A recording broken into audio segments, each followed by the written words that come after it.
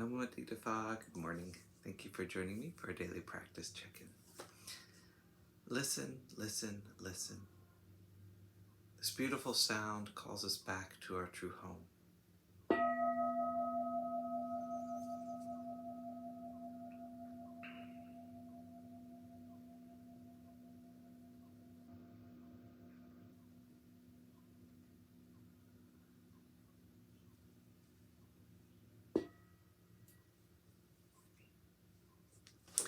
The fifth mindfulness training.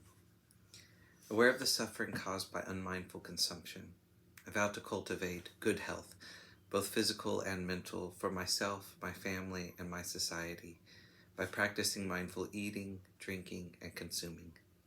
I will ingest only items that preserve peace, well-being, and joy in my body, in my consciousness, and in the collective body and consciousness of my family and society. I'm determined not to use alcohol or any other items that contain toxins, such as certain TV programs, magazines, books, films, and conversations. I'm aware that to damage my body or my consciousness with these poisons is to betray my ancestors, my parents, my society, and future generations. I will work to transform violence, fear, anger, and confusion in myself and in society by practicing a diet for myself and for society. I understand that a proper diet is crucial for self-transformation and the transformation of society.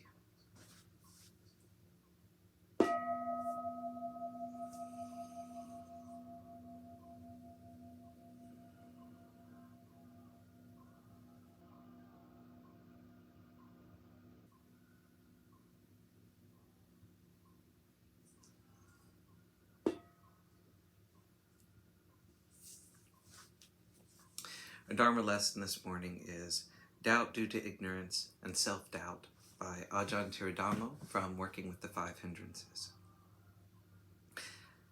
A specific cause of doubt is not practicing the training as outlined by the Buddha. We may start off with some degree of trust in the teachings and expectation of results. However, unless we carry through with the training, we won't see results. Most particularly, this refers to the formal training of guarding the sense doors, moderation in eating, wakefulness, having insight into wholesome qualities, and developing supports for awakening. In Buddhist psychology, perplexity and doubt about true Dhamma are considered to be mental processes, sankhara. They are conditioned by sense contact, which is based upon ignorance contact, which conditions feeling and craving in the sequence of conditional causality. This implies that unless we have some understanding with regard to the nature of sense impressions and perceptions, it is inevitable that doubt will arise. It's usually twofold: doubt about what is happening and doubt about its effects of causing various reactive moods.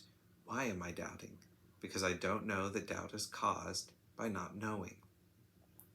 The root cause of self-doubt is, of course, thinking about your sense of self. Most of the time, the two kinds of self-doubt, relative and existential, intermingle. The relative, what am I, gets mixed up with the existential, who am I? The natural outcome is to doubt oneself, since that what ultimately is that self. For most people, their relative sense of themselves is generally known as a lifetime's accumulation of self-referenced experiences, some pleasant, some painful, most neutral.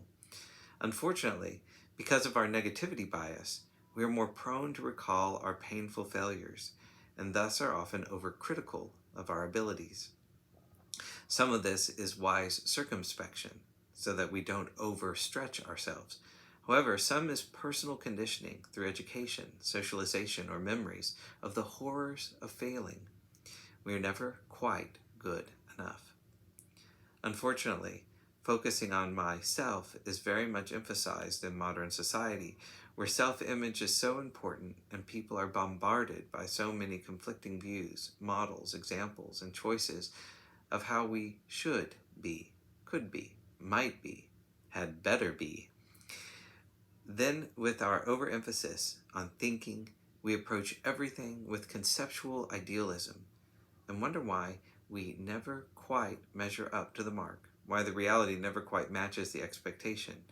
Why aren't I one of the beautiful people?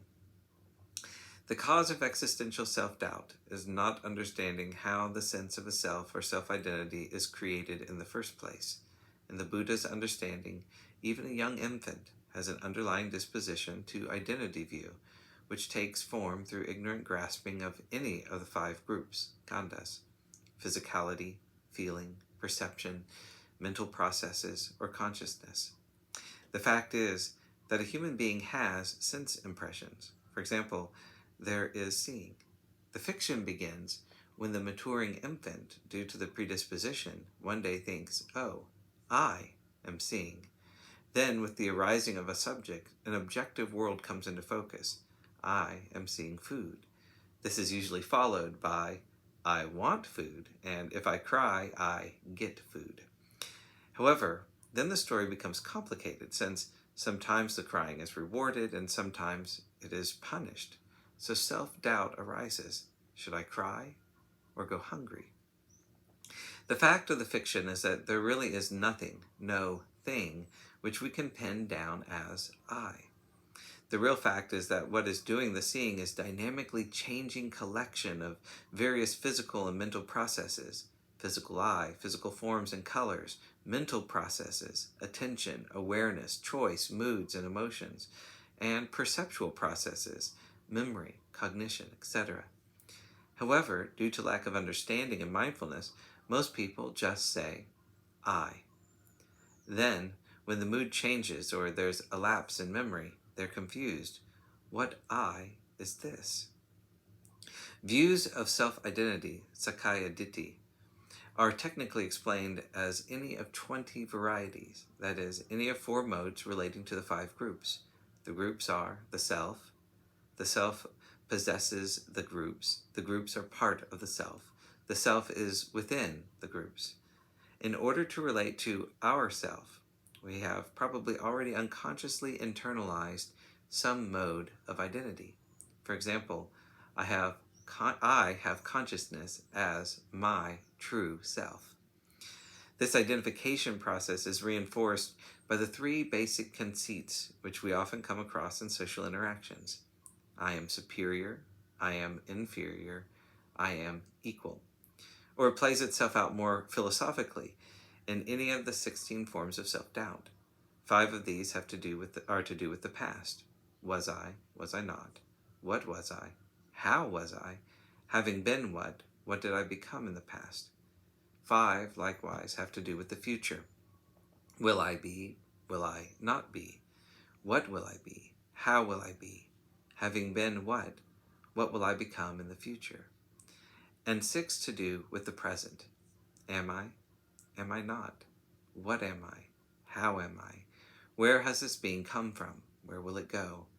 Once a self-identity becomes confirmed, it spins out endless stories about itself, never realizing that this is actually a work of fiction. And since in a work of fiction anything is possible, there is plenty of room for self-doubt.